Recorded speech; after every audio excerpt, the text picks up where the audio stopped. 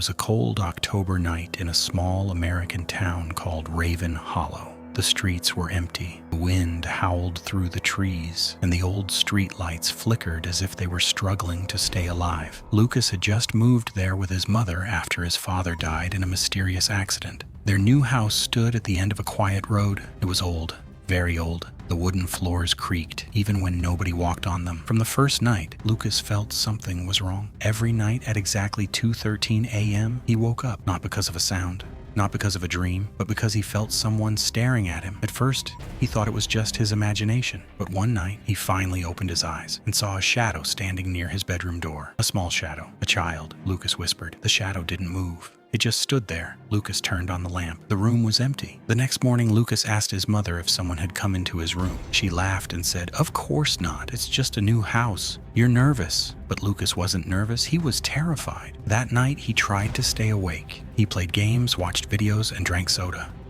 But at exactly 2:13 a.m., the power went out. The house went completely dark. Then, he heard it. Footsteps. Slow. Dragging. Coming closer. Lucas's heart pounded as he looked toward his door. The shadow appeared again. This time it was closer. Lucas grabbed his phone and turned on the flashlight. The light revealed a boy. Pale skin. Dark, hollow eyes. Wet hair. As if he had just come out of water. The boy whispered, "Why are you in my house?" Lucas froze. I live here now." The boy's face twisted in anger. "No, you don't." Suddenly the door slammed shut. Lucas screamed. When his mother rushed in, the room was empty again. The next day, an old woman looked at him with fear. "You see him too, don't you?" Lucas's body went cold. She told him the truth. 20 years ago, a boy named Samuel lived in that house. One night, he disappeared. His body was never found, but some people believed his parents did something terrible. After that, every family who moved in left within weeks because they all saw the same thing, the boy. That night, Lucas couldn't sleep. He waited. 2:13 a.m. The clock ticked, and then the boy appeared again.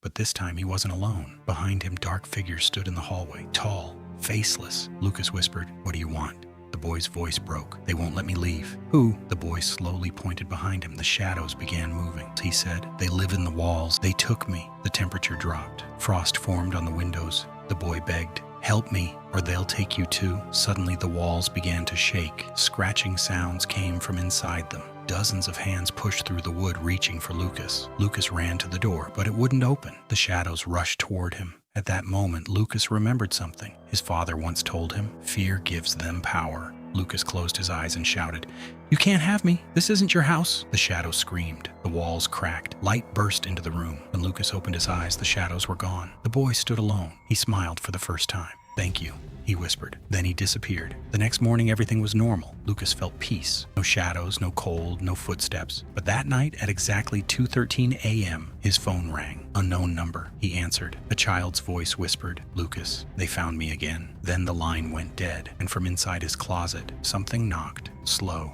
3 times.